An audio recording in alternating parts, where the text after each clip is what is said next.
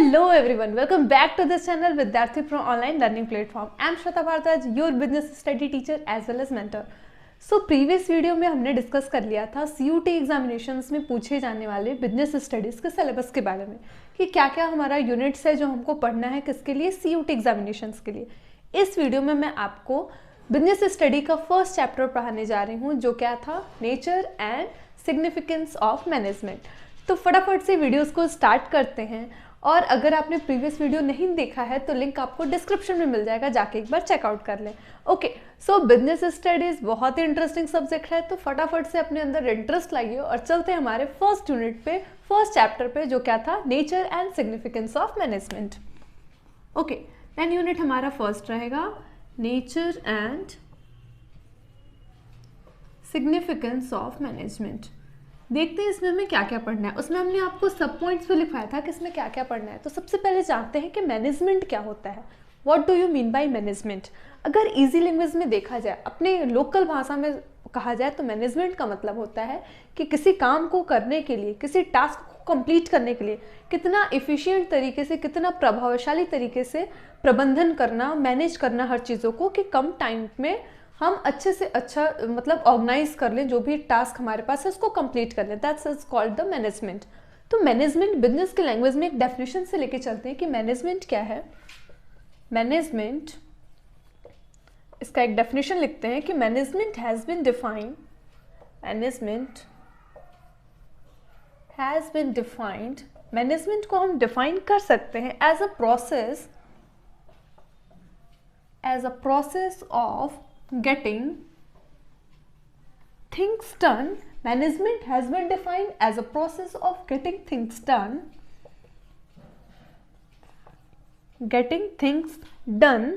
with the aim या फिर गोल कह सकते हैं, with the aim of achieving goals efficiently and effectively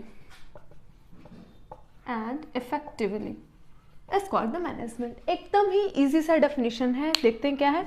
management has been defined, जहां मैनेजमेंट को हम डिफाइन कर रहे हैं एज अ प्रोसेस, एक ऐसा प्रोसेस है, एक ऐसी प्रक्रिया है जहां पे ऑफ गेटिंग थिंग्स डन, जहां पे जो भी हमारे पास टास्क है, जो भी असाइन किया गया काम, उसको हम इजिली करते हैं with the aim of achieving. लेकिन हमारा एम क्या होता है कि हमको अचीव करना है अपने गोल को किस तरीके से, इफिशिएंट एंड इफिशिएंसी, यानी इफिशिएंटली और इफिशिएंट तरीके से हमको अपने गोल को अचीव करना है। तो उसी प्रोसेस को हम मैनेजमेंट कहेंगे। FW टेलर ने भी मैनेजमेंट का एक बहुत अच्छा डेफिनेशन दिया है, जहां इन्होंने बताया है कि मैनेजमेंट क्या है, the process of planning, organising, staffing, directing and controlling. ये 5 प्रोसेस को लेके चले, 5 फंक्शन को, जो मैनेजमेंट का फंक्शन है, इसी को लेके चले हैं कि ये पूरी प्रक्रिया करते हुए हमें अपने गोल को, हमें टास्क को इफिशिएंट और इफेक्टिव तरीके से अचीव करना है। इसी प्रोसेस को हम मैनेजमेंट कहते हैं। ओके, अब आते हैं इसके फीचर्स पे। क्या क्या इसके फीचर्स होते हैं मैनेजमेंट के। देखिए, अगर आपको डेफिनेशन क्लियर है मैनेजमेंट का, तो आप फीचर बहुत ईजिली लिख सकते हैं। अच्छा, सबसे पहले देखते हैं। अच्छा, आप ही बताइए मैनेजमेंट में क्या होता है। हम मैनेजमेंट को क्या देख सकते हैं? बिल्कुल नहीं, हम मैनेजमेंट को फील करते हैं। अगर मैनेजमेंट अच्छा हुआ है, कोई टास्क है, हमने उसको अचीव कर लिया, हमारा गोल था कंपनी का कि इतना टर्नओवर करना है, हमने उसको अचीव कर लिया ड्यू टू मैनेजमेंट, क्योंकि हमारा मैनेजमेंट अच्छा था, हमने काम को बहुत अच्छे तरीके से परफॉर्म किया। तो उसको हम देख नहीं सकते, उसको हमने फील किया। तो मैनेजमेंट का सबसे फर्स्ट हमारा कैरेक्टर स्केच या फीचर कह सकते हैं कि एक इनटेंजिबल फोर्स होता है। मैनेजमेंट क्या है? And intangible force. यहां पे इंटेंजिबल फोर्स लग रहा है, ऐसा फोर्स जिसको हम देख नहीं रहे, उसको हम फील कर रहे हैं कि हाँ मैनेजमेंट है। इंटेंजिबल फोर्स से हम फील कर रहे हैं कि हाँ बढ़िया मैनेजमेंट हुआ, तो काम को हम इजिली कर लिए या फिर अपने टास्क को कंप्लीट कर लिए। सेकंड कह सकते हैं कि मैनेजमेंट इज परवेसिव, यानी परवेसिव नेचर का होता है। परवेसिव मतलब यूनिवर्सल एप्लीकेबल। दैट मीन्स कि जो मैनेजमेंट हमारा होता है ये हर सेक्टर में होता है। ज़रूरी नहीं है कि हम सिर्फ एक ही जगह मैनेजमेंट करें। जैसे कंपनी में मैनेजमेंट होता है, ऑफिस में भी हो सकता है, स्कूल्स में भी हो सकता है, इवन घर पे भी हो सकता है। हर जगह मैनेजमेंट करना इंपॉर्टेंट होता है। तो मैनेजमेंट हमारा ऑल परवेसिव है। दैट मीन्स कि हर जगह व्याप्त है, सर्वव्यापी है या फिर यूनिवर्सल एप्लीकेबल है। Third, management is N continuous process. ये क्या है? Continuous process. अब कंटिन्यूअस प्रोसेस का मतलब होता है कि लगातार चलते रहने वाला मैनेजमेंट होता है। ऐसा नहीं है कि एक बार मैनेजमेंट किया कंप्लीट हो गया, एक बार मैनेजमेंट करेंगे फिर नेक्स्ट स्टेप पे भी हम मैनेजमेंट करेंगे, यानी कि हमें मैनेजमेंट हर जगह करना होता है, कंटिन्यूअस चलता रहता है, रुकता नहीं है। तो ये क्या है? कंटिन्यूअस प्रोसेस है। फोर्थ, हम मैनेजमेंट को और क्या कह सकते हैं? क्या क्या हो गया देखते हैं फिर से। इंटेंजिबल फोर्स है जिसको हम देख नहीं सकते, परवेसिव है, हर जगह व्याप्त है, कंटिन्यूअस प्रोसेस है, दैट मीन्स कि मैनेजमेंट ऐसा है जो लगातार चलते रहने वाला है, ये रुकता नहीं है। और मैनेजमेंट को क्या बोल सकते हैं? इसको हम कहते हैं कि डायमेंशनल है, मल्टी डायमेंशनल है। और ये कह सकते हैं कि ग्रुप एक्टिविटी है। मैनेजमेंट क्या है? ग्रुप एक्टिविटी है। एक और हम लिख सकते हैं इसमें कि मैनेजमेंट को हम गोल ओरिएंटेड बोलते हैं। क्या कहते हैं? Goal oriented.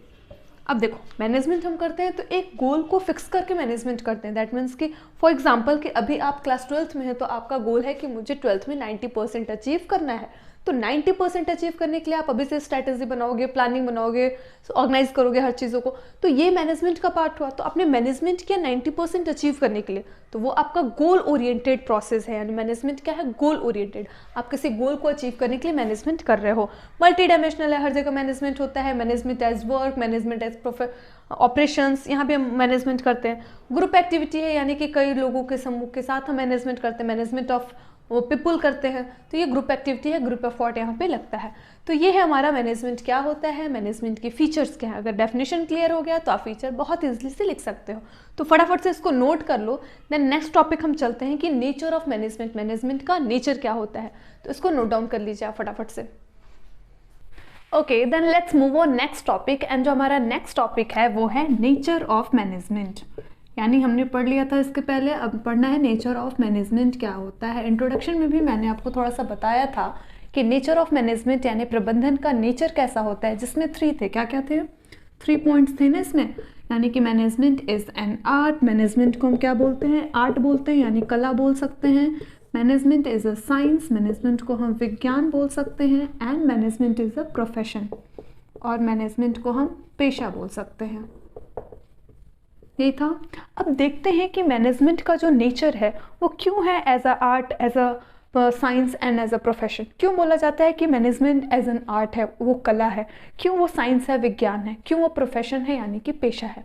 तो इसको इसलिए बोला जाता है क्योंकि कहीं ना कहीं जैसे आर्ट का, साइंस का, प्रोफेशन का जो सिमिलर जो कैरेक्टर है इनके, वो मिलते जुलते हैं हमारे मैनेजमेंट से। यानी वो चीज़ें मैनेजमेंट में भी होता है, एप्लीकेबल होता है। So that's why we can say that management is an art, management is a science and management is a profession. तो फटाफट से देखते हैं क्या क्या फीचर होते हैं। जैसे कि अगर आर्ट की बात करें तो कला क्या होता है? जहाँ पे एक थ्योरेटिकल नॉलेज पे बेस्ड होता है। तो हम आर्ट को लिख सकते हैं कि आर्ट इज बेस्ड ऑन या फिर एग्जिस्टेंस ऑफ थ्योरेटिकल नॉलेज। यानी जो एग्जिस्ट कर रहा है ये थ्योरेटिकल नॉलेज पे बेस्ड है।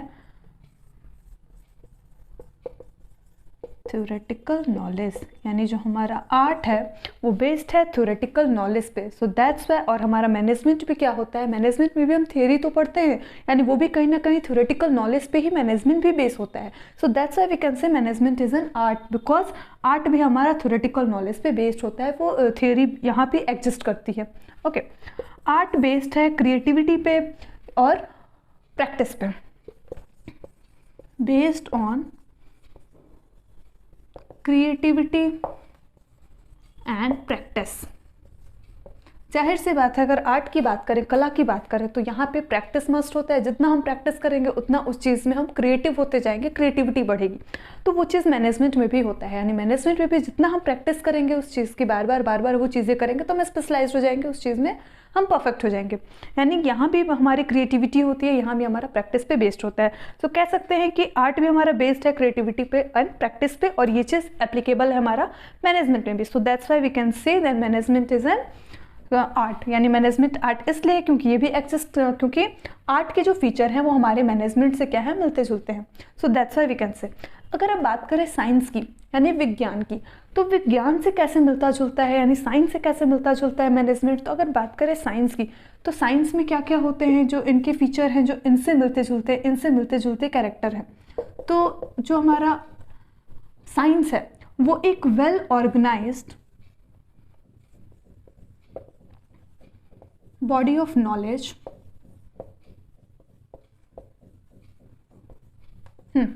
ये क्या होता है, जो हमारा साइंस होता है वो एक well organised body of knowledge होता है, यानी पहले से ही ऑर्गेनाइज्ड मैनर में एक नॉलेज है जो हम साइंस में पढ़ते हैं। वही चीज़ हमारा मैनेजमेंट में भी होता है। मैनेजमेंट भी कहीं ना कहीं एक वेल ऑर्गेनाइज पहले से एक बॉडी ऑफ नॉलेज होता है जो हमें मिलती है और जो हमें मैनेजमेंट में यूज़ करना होता है। तो ये भी कहीं ना कहीं बेस्ड होता है इससे, मतलब कहीं ना कहीं हम बोलते हैं कि मैनेजमेंट क्या है, साइंस है। क्यों? क्योंकि साइंस में भी well organise body of knowledge है और हमारा मैनेजमेंट में भी well organise body of knowledge होता है। ये किस पे बेस्ड होता है? साइंस पढ़े हैं आप लोग, बेस्ड पता है कि बेस्ड होता है based on principles and experiment होता है ना। ये बेस्ड होता है प्रिंसिपल्स पे, एक्सपेरिमेंट पे, यानी साइंस में सिद्धांत होते हैं और एक्सपेरिमेंट होते हैं जो हम बार बार करते हैं और उससे बताते हैं कि इस चीज़ को प्रूव करते हैं। वो चीज़ मैनेजमेंट में भी होता है। मैनेजमेंट भी बेस्ड होता है हमारा प्रिंसिपल्स पे और एक्सपेरिमेंट पे। इसके बगैर हम मैनेजमेंट में कोई चीज़ को एप्लीकेबल नहीं कर सकते हैं। मैनेजमेंट में भी हमें उसके प्रिंसिपल सिद्धांतों को पालन करना पड़ता है, प्लस एक्सपेरिमेंट भी करने पड़ते हैं उस प्रिंसिपल को एडजस्ट करने के लिए। अब आते हैं प्रोफेशन यानी पेशा की। अब अगर बात करें प्रोफेशन की, तो नाम से लग रहा है प्रोफेशन मतलब जैसे डॉक्टर है, टीचर है, वो उनका प्रोफेशन है, टीचिंग कराना, या फिर डॉक्टर है तो डॉक्टर उनका प्रोफेशन है। तो वो कहीं ना कहीं उस चीज़ में स्पेशलाइज्ड होते हैं। तो यहाँ हम कह सकते हैं कि स्पेशलाइजेशन, यानी ये बेस्ड होते हैं स्पेशलाइजेशन पे, यानी कि प्रोफेशन में स्पेशलाइजेशन होना ज़रूरी है उस चीज़ में, तभी हम कहेंगे कि वो उनका प्रोफेशन है। और वो चीज़ हमारा मैनेजमेंट में भी होता है। मैनेजमेंट में भी क्या होते हैं, वो उस चीज़ में स्पेशलाइज्ड होते हैं, तब हम उनको वो काम सौंपते हैं, मैनेजमेंट में देते हैं। ये बेस्ड होते हैं रेस्ट्रिक्टेड एंट्री। अगर बात करें प्रोफेशन की, तो प्रोफेशन में रेस्ट्रिक्टेड एंट्री होती है। हम किसी को अलाउ नहीं करते हैं उस प्रोफेशन में एंटर करने की जब तक उनके पास वो लीगल सर्टिफिकेट्स ना हो। तो जैसे प्रोफेशन में वैसे हमारा मैनेजमेंट भी कहता है। मैनेजमेंट में भी रेस्ट्रिक्टेड एंट्री होते हैं, उसी को अलाउ करते हैं जिनके पास उस चीज़ की स्पेशलाइज्ड नॉलेज होती है या फिर उनके पास वो चीज़ अवेलेबल होती है। ये बेस्ड होते हैं कोड ऑफ कंडक्ट को फॉलो करते हैं। कोड ऑफ कंडक्ट यानी जो लीगल तौर पे जिनको हम जो लीगली जिसको अप्रूव करते हैं, वो उस पर बेस्ड होते हैं। तो वो हमारा प्रोफेशन में होता है, वो हर चीज़ लीगल होता है, लीगल तौर पे वो प्रोफेशन में आते हैं। तो वो हमारा मैनेजमेंट भी लीगल तरीके से वर्क करता है। तो यहाँ भी कोड ऑफ कंडक्ट को फॉलो करना पड़ता है। So that's why we can say that management is an profession. तो कुछ ये इनके फीचर्स हैं जो मिलते जुलते हमारे मैनेजमेंट से। सो इस वजह से हम कहते आए हैं कि हमारा मैनेजमेंट आर्ट भी है, साइंस भी है एंड प्रोफेशन भी है। तो ये चीज़ें आपको पता होना चाहिए कि क्यों हम इनको ऐसा कह रहे हैं, क्योंकि ये रीजंस है, क्योंकि ये इनके फीचर्स हैं जो मिलते हैं हमारे मैनेजमेंट से। तो आई होप आपको क्लियर हो गया होगा। तो फटाफट से इसको नोट कर ले, दें चलते हैं हम नेक्स्ट टॉपिक पे। ओके स्टूडेंट्स, तो हमने डिस्कस कर लिया कि मैनेजमेंट क्या है, मैनेजमेंट का मीनिंग क्या है, कॉन्सेप्ट क्या कहता है मैनेजमेंट, और हमने देख लिया कि फीचर्स क्या है मैनेजमेंट के, जिसमें 4-5 फीचर्स हमने कवर अप कर लिया कि मैनेजमेंट को हम क्या क्या बोल सकते हैं। अब हमारा जो नेक्स्ट टॉपिक रहने वाला है वो है इम्पोर्टेंस ऑफ मैनेजमेंट, या फिर हम कह सकते हैं significance of management. Importance of management, that means कि मैनेजमेंट का इम्पोर्टेंस क्या है, प्रबंधन की महत्ता क्या है। ठीक है, इसमें भी हमारे कुछ पॉइंट्स रहने वाले हैं। दैट मीन्स का मैनेजमेंट करते हैं तो क्यों करते हैं, उसकी क्या ज़रूरत है, या फिर मैनेजमेंट से हम क्या चीज़ अचीव कर लेते हैं ईजिली, किस चीज़ में हमें मैनेजमेंट हेल्प करता है। तो सबसे फर्स्ट पॉइंट इसमें लिखते चलेंगे कि मैनेजमेंट हेल्प करता है, हेल्प्स इन अचीविंग ग्रुप गोल। अभी हमने पढ़ा ना, क्या पढ़ा कि मैनेजमेंट का एक फीचर्स ये भी होता है कि मैनेजमेंट एक ग्रुप एफर्ट, ग्रुप एक्टिविटी होता है, प्लस मैनेजमेंट का फीचर ये भी कहता है कि मैनेजमेंट एक गोल ओरिएंटेड प्रोसेस है। दैट मीन्स कि किसी गोल को अचीव करने के लिए हम एक बेहतर मैनेजमेंट करते हैं, प्रबंधन करते हैं। तो मैनेजमेंट हमें हेल्प कर रहा है किसमें, अचीविंग ग्रुप गोल। ग्रुप गोल को अचीव करने में मैनेजमेंट हेल्प करता है। सेकंड कह सकते हैं मैनेजमेंट इंक्रीज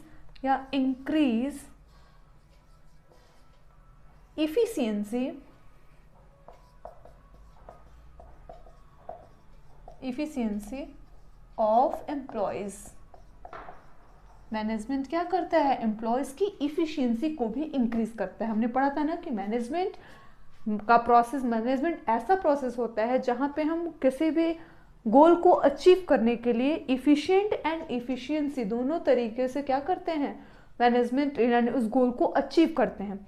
तो इफिशिएंट और इफिशिएंसी का होना भी ज़रूरी है मैनेजमेंट में। तो मैनेजमेंट क्या करता है, इंक्रीज करता है एम्प्लॉयज़ की इफिशिएंसी को, उनके पोटेंशियल को इंक्रीज करता है, एम्प्लॉयज़ को प्रभावशाली बनाता है मैनेजमेंट के थ्रू। अगर एम्प्लॉयज़ पहले से हर चीज़ मैनेज करके काम को करें, प्लानिंग के साथ काम करें, तो वो कम टाइम में ही टाइम को कम वेस्ट करते हुए अपने गोल को अचीव कर सकते हैं।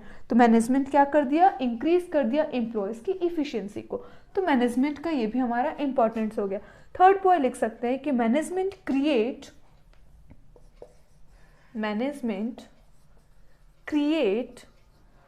Dynamic organisation.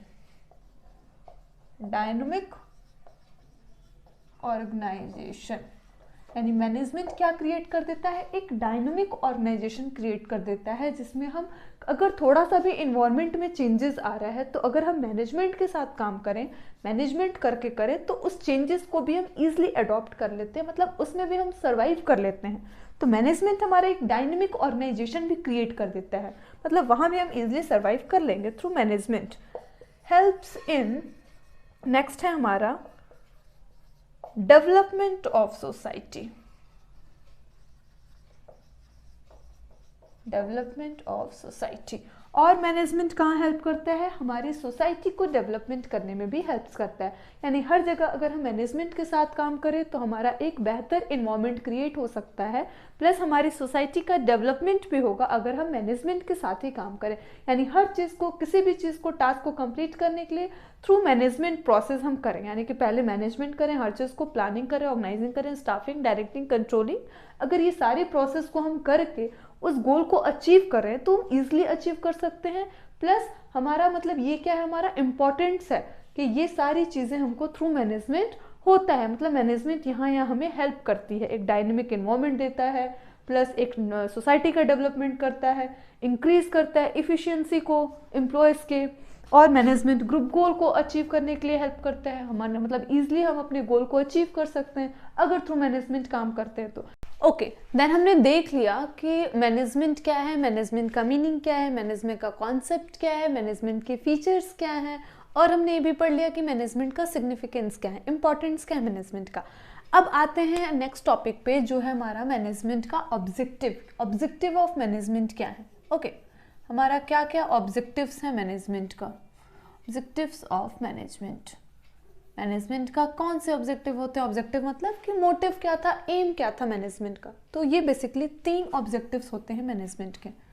ओके, ये हमारे 3 पार्ट में डिवाइडेड है। फर्स्ट ऑब्जेक्टिव होता है हमारा ऑर्गेनाइजेशनल ऑब्जेक्टिव। क्या होता है, organisational objective, organisational objective. Okay, second होता है हमारा social objective, social objective, and third है हमारा पर्सनल ऑब्जेक्टिव, पर्सनल ऑब्जेक्टिव। ये 3 ऑब्जेक्टिव्स हमें पढ़ने हैं किसमें, मैनेजमेंट में। मैनेजमेंट के 3 ऑब्जेक्टिव होते हैं, कौन कौन से, organisational objective, social objective and personal objective. अगर बात करें ऑर्गेनाइजेशनल ऑब्जेक्टिव के, सपोज जो भी मैनेजमेंट होता है, मैनेजमेंट में हम क्या करते हैं कि जो मैनेजमेंट हम कर रहे हैं तो हमारा उद्देश्य हमारे ऑर्गेनाइजेशनल के लिए भी होता है, यानी हमारे ऑर्गेनाइजेशन जहाँ पे हम काम कर रहे हैं, जिसके लिए हम काम कर रहे हैं, उनके लिए भी हमारा एक मोटिव होता है, हमारा ऑब्जेक्टिव होता है। तो ऑर्गेनाइजेशन के लिए हमारा क्या उद्देश्य है, हमारा क्या मोटिव है, हम क्यों मैनेजमेंट ऑर्गेनाइजेशन के लिए कर रहे हैं। तो ऑर्गेनाइजेशनल ऑब्जेक्टिव में हम बताओगे कि हमारे पूरे ऑर्गेनाइजेशन के लिए, जिस कंपनी में हो सकता है वो कंपनी हो, ऑफिस हो, जहाँ भी हम काम कर रहे हैं, तो वो ऑर्गेनाइजेशन में मेरा सबसे पहला ऑब्जेक्टिव जो होता है वो होता है सर्वाइव का। सर्वाइव यानी हम वहाँ पे क्या चाहते हैं कि हम सर्वाइव करें, लंबे टाइम तक वहाँ पे रहें। सेकंड हमारा रहता है प्रॉफिट। उस ऑर्गेनाइजेशन में हम मैनेजमेंट इस तरीके से करें कि हमारा एक मोटिव भी क्या हो कि वहाँ से हम प्रॉफिट जनरेट करें। जैसे कि हम बिजनेस करते हैं तो बिजनेस का हमारा प्राइमरी मोटिव ही क्या होता है, प्राइमरी ऑब्जेक्टिव होता है कि to earn profit, profit earn करना, देन सर्वाइव करना, ग्रोथ करना। तो वैसे ही हमारे ऑर्गेनाइजेशन के लिए जो ऑब्जेक्टिव होगा वो सर्वाइव होगा, प्रॉफिट होगा, and third one is growth, कि हम ज़्यादा टाइम तक उस ऑर्गेनाइजेशन में सर्वाइव करें, प्रॉफिट ज़्यादा अर्न करें एंड उस बिजनेस का ग्रोथ करें, ऑर्गेनाइजेशन का ग्रोथ करें। तो ये हमारा हो जाएगा ऑर्गेनाइजेशनल ऑब्जेक्टिव के अंदर। बात करते हैं सोशल ऑब्जेक्टिव पे। अब सोसाइटी के लिए हमारा क्या उत्तरदायित्व है, मतलब कि हम मैनेजमेंट कर रहे हैं, प्रबंधन कर रहे हैं, तो हमारा एक मोटिव सोसाइटी के लिए भी होगा। जैसे बिजनेस में सोसाइटी के लिए भी होता है कि हम सोसाइटी के लिए कितना अच्छा काम कर रहे हैं, सोसाइटी को हम अनफेयर ट्रेड प्रैक्टिसेस ना करें, इस तरीके से। तो वैसे ही सोशल ऑब्जेक्टिव में आप लिखोगे कि सोसाइटी के लिए मेरा सबसे पहला जो उद्देश्य होगा, ऑब्जेक्टिव होगा, वो ये होगा मैनेजमेंट का कि हम यहाँ पे एम्प्लॉयमेंट जनरेट करें, एम्प्लॉयमेंट जनरेशन, या फिर कह सकते हैं कि एम्प्लॉयमेंट अपॉर्चुनिटी प्रोवाइड करें, उनको अवसर प्रोवाइड करें। हम जानते ही हैं कि हमारा इंडियन इकोनॉमी या फिर इंडिया कैसा है, जहाँ पे बहुत ज़्यादा पॉवर्टी है, लोगों की बेरोजगारी बहुत ज़्यादा है, अनएम्प्लॉयमेंट बहुत ज़्यादा है। तो जहाँ पे हम मैनेजमेंट कर रहे हैं हमारे ऑर्गेनाइजेशन में, ऑफिस में, तो वहाँ पे मेरा एक सोशल यानी सोसाइटी के लिए ये उत्तरदायित्व होगा, ये मेरा मोटिव होगा, या फिर कह सकते हैं ऑब्जेक्टिव होगा कि हम क्या करें, उनको एम्प्लॉयमेंट जनरेशन दें, यानी एम्प्लॉयमेंट जनरेट कराएं, एम्प्लॉयमेंट अपॉर्चुनिटी दें, उनको अवसर दें वहाँ पे काम करने का। सेकंड चीज़ की गुड क्वालिटी प्रोडक्ट दें, good quality product fair rate में या फेयर प्राइस में, यानी कि फेयर प्राइस में उनको अच्छे सामान उपलब्ध कराएं, गुड क्वालिटी प्रोडक्ट उनको दें प्लस अच्छे दाम में। तो ये भी हमारा क्या हो जाएगा, सोशल ऑब्जेक्टिव, यानी सोसाइटी के लिए हमारा जो उद्देश्य होगा। पर्सनल ऑब्जेक्टिव में बताओगे कि हमारे एम्प्लॉयज़ के लिए क्या हमारा उत्तरदायित्व है, हमारे एम्प्लॉयज़ के लिए मेरा क्या मोटिव होना चाहिए। तो हमारे एम्प्लॉयज़ के लिए हमको ये होना चाहिए कि हम जो एम्प्लॉयज़ हैं उनको फेयर वेज रेट दें, यानी फेयर वेजेस दें उनको, जो भी हम उनको इन रिटर्न दे रहे हैं, रेमुनरेशन दे रहे हैं, वो फेयर वेजेस दें, यानी किसी को ज़्यादा किसी को कम, या फिर उनसे ज़्यादा काम करा लें, पैसे उन्हें कम दे, तो ऐसा हम ना करें, हमको फेयर वेजेस देना चाहिए एंड फैसिलिटीज़ देना चाहिए। फॉर एग्जाम्पल जैसे एकोमोडेशन का फैसिलिटी दे दिया, लीव दे दिया अगर उन्हें चाहिए, सिक लीव दे दिया, कुछ एक्स्ट्रा हम उनको बोनस दे दिया। तो ये सब चीज़ें भी हम उनको प्रोवाइड करें, किसको, हमारे पर्सनल ऑब्जेक्टिव, यानी हमारे एम्प्लॉयज़ के लिए मेरा क्या उत्तरदायित्व होगा, क्या ऑब्जेक्टिव होगा। तो यही बेसिकली 3 ऑब्जेक्टिव होता है किसका, मैनेजमेंट का। फिर से देखते हैं, ऑर्गेनाइजेशनल ऑब्जेक्टिव, उस ऑर्गेनाइजेशन के लिए मेरा क्या उद्देश्य होगा, सर्वाइव करें, प्रॉफिट हो, ग्रोथ करें। सोशल ऑब्जेक्टिव यानी हमारे सोसाइटी के लिए क्या ऑब्जेक्टिव होगा, तो वो होगा कि एम्प्लॉयमेंट जनरेट कराएं एंड गुड क्वालिटी प्रोडक्ट उनको फेयर वैल्यू में दें। पर्सनल ऑब्जेक्टिव यानी कि हमारे कर्मचारी या फिर हमारे एम्प्लॉयज़ के लिए मेरा क्या मोटिव होगा कि उनको फेयर वेजेस दें, फेयर रेमुनरेशन दें एंड फैसिलिटीज़ दें साथ साथ ही। तो ये हमारा है ऑब्जेक्टिव्स ऑफ मैनेजमेंट। फटाफट से इसको नोट करें। ओके, अब जो हमारा नेक्स्ट टॉपिक है वो है लेवल ऑफ मैनेजमेंट। ओके, तो लेवल ऑफ मैनेजमेंट हमने सिलेबस में भी डिस्कस किया था। लेवल ऑफ मैनेजमेंट क्या होता है, जहाँ पे हमने बताया था ना 3 level, top, middle and lower level. तो फटाफट से इसको भी देख लेते हैं।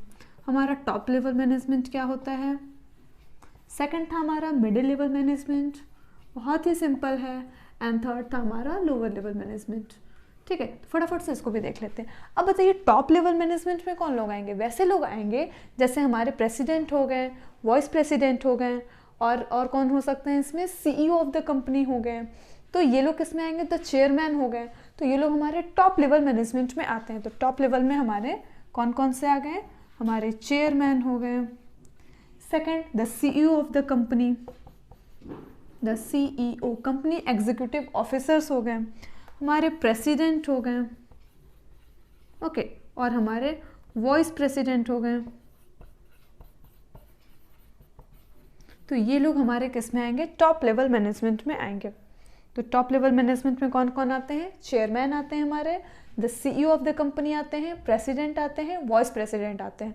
तो MCQs में जनरली ये क्वेश्चन पूछा जाता है, आपको 4 ऑप्शन दे देगा, उसमें से पूछेगा कि which of the following is consistent top level management, कि टॉप लेवल मैनेजमेंट में कौन लोग आते हैं। उसमें से कुछ ऑप्शंस में से आपको तो पढ़ के जनरली आपको समझ में आ जाएगा कि जितने भी president, vice president, chairman, CEO, तो ये लोग हमारे टॉप लेवल मैनेजमेंट में आते हैं। मिडिल लेवल मैनेजमेंट की बात करें तो ये कंसिस्ट करता है, कंसिस्ट ऑफ ऑल या फिर वेरियस डिपार्टमेंटल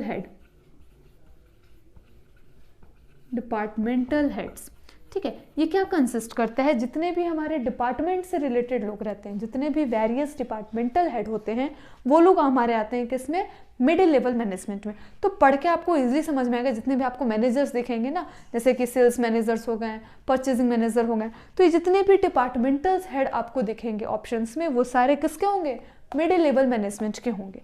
बात करते हैं लोअर लेवल मैनेजमेंट, तो लोअर लेवल में कौन आते हैं, सारे सुपरिटेंडेंट आते हैं। ओके, तो यहाँ पे हम लिखेंगे कि हमारे सुपरिटेंडेंट और सुपरवाइजर्स और एक आते हैं फोरमैन, ये तीनों हमारे किस में आएंगे, लोअर लेवल मैनेजमेंट में आएंगे। तो टॉप लेवल में कौन लोग आएंगे, जैसे चेयरमैन हो गए, वाइस प्रेसिडेंट हो गए, प्रेसिडेंट हो गए, सीईओ ऑफ द कंपनी हो गए। मिडिल लेवल में जितने भी वेरियस डिपार्टमेंटल हेड आएंगे वो सारे हमारे मिडिल लेवल के होंगे।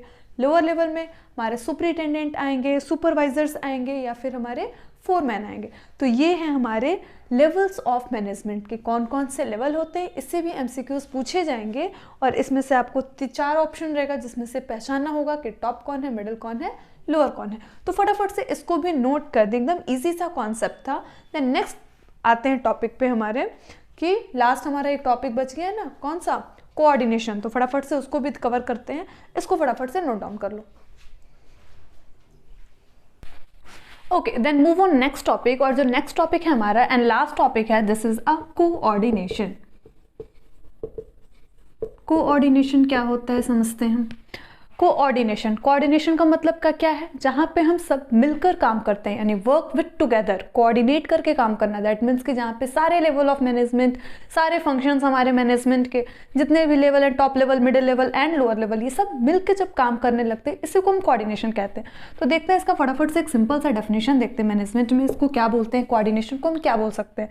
तो फटाफट से देखते हैं कोऑर्डिनेशन क्या है। तो कोऑर्डिनेशन इज अ फोर्स, यानी कोऑर्डिनेशन इज अ फोर्स, एक कोऑर्डिनेशन एक ऐसा फोर्स है जहां पे ऑल द, कितने फंक्शन होते हैं, तो 5 फंक्शन होते हैं ना, तो ऑल द 5 फंक्शंस, यानी कोऑर्डिनेशन क्या है, एक ऐसा फोर्स है जहां पे all the 5 functions and level of management, कितने लेवल होते हैं, 3 लेवल ऑफ मैनेजमेंट। तो level of management in order to achieve the goal of the organization। Simple सा एकदम,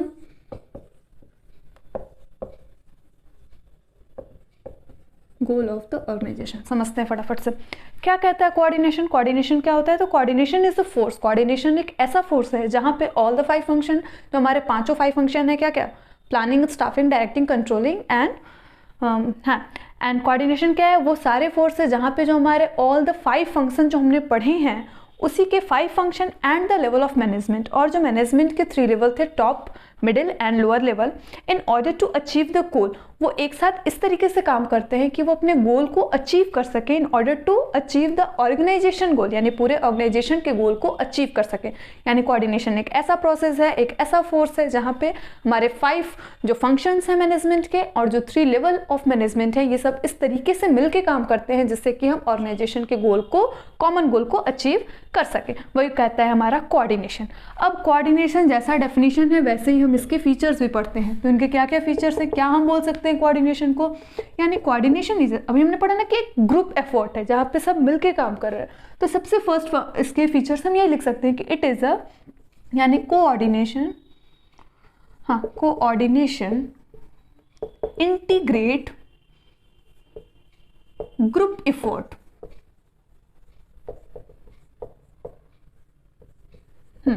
कोऑर्डिनेटर क्या इंटीग्रेट करता है, ग्रुप एफर्ट, यानी सब मिलके यहाँ काम करते हैं। तो coordinator integrate a group effort, हम बोल सकते हैं कि ग्रुप एफर्ट है, एक साथ सब पूरी ग्रुप मिलके काम करती है, तो पूरे ग्रुप का इफेक्ट पड़ता है हमारे मैनेजमेंट पे कोऑर्डिनेशन का।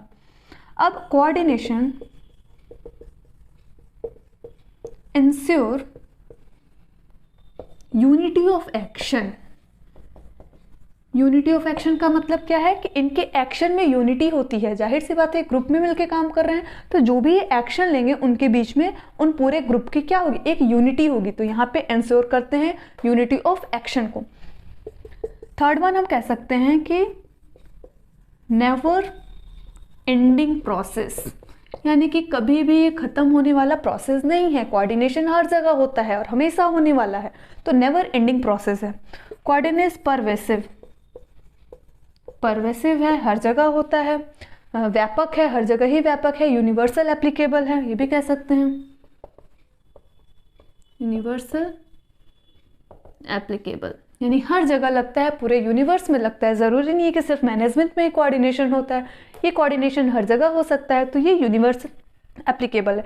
तो ये इसके कुछ क्या है, फीचर्स हैं कोऑर्डिनेशन के, यानी कोऑर्डिनेशन को हम क्या बोल सकते हैं, और ये रिस्पॉन्सिबल भी होते हैं हमारे सारे लेवल ऑफ मैनेजमेंट में।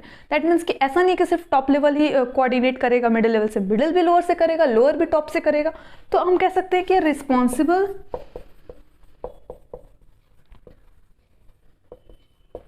All the level of management, यानी कि लेवल ऑफ सारे ही लेवल ऑफ मैनेजमेंट पे ये रिस्पॉन्सिबल होते हैं। दैट मीन्स कि क्या है कोऑर्डिनेशन, फिर से देखते हैं, एक ऐसा फोर्स है, एक ऐसा प्रोसेस जहाँ पे हमारे जो 5 फंक्शन है मैनेजमेंट के वो एंड जो लेवल ऑफ मैनेजमेंट है वो, ये सब मिलके एक साथ मिलके काम करते हैं, क्या करने के लिए, अपने ग्रुप गोल को अचीव करने के लिए, कॉमन गोल को अचीव करने के लिए। ये हमारा कोऑर्डिनेशन कहता है, यानी मिलके काम करना, बस सिंपल सी बात। कोऑर्डिनेशन क्या इंटीग्रेट कर रहा है, तो ग्रुप इफेक्ट है, जाहिर सी बात है, सब मिलके करेंगे तो एक ग्रुप इफेक्ट लगेगा। सेकंड, ये यूनिटी ऑफ एक्शन होता है, जहां सब करेंगे तो एक यूनिटी हो जाएगी, एकता हो जाएगा और एक ही एक्शन पे ये काम करेंगे। Ending process, never ending process, कभी खत्म नहीं होता है, हमेशा कंटिन्यूअस चलता रहता है, तो कंटिन्यूअस भी लिख सकते हैं। परवेसिव होता है, यूनिवर्सल एप्लीकेबल, दैट मीन्स कि हर जगह व्याप्त होता है, ऐसा नहीं कि सिर्फ कोऑर्डिनेशन एक ही जगह पे, एक ही मैनेजमेंट में, हर जगह ये लगेगा। And responsible to all level of the management, यानी सारे ही लेवल ऑफ मैनेजमेंट, यानी top, middle and lower level management में रिस्पॉन्सिबल होते हैं, यानी सब एक दूसरे से कोऑर्डिनेट करने के लिए रिस्पॉन्सिबल होते हैं। तो आई होप आपको क्लियर हो गया होगा, तो फटाफट से इसको देख लें एंड ख़त्म करते हैं इस टॉपिक को। ये टॉपिक आपका ख़त्म हो गया। ओके, इस वीडियो से ये यूनिट हमारा कंप्लीट होता है। आई होप आपको समझ में आया होगा। अगर कहीं नहीं समझ में आता है तो प्लीज़ कमेंट बॉक्स में अपने प्रॉब्लम्स को शेयर करें, जिससे आने वाली वीडियो में आपकी प्रॉब्लम को सॉल्व किया जाएगा।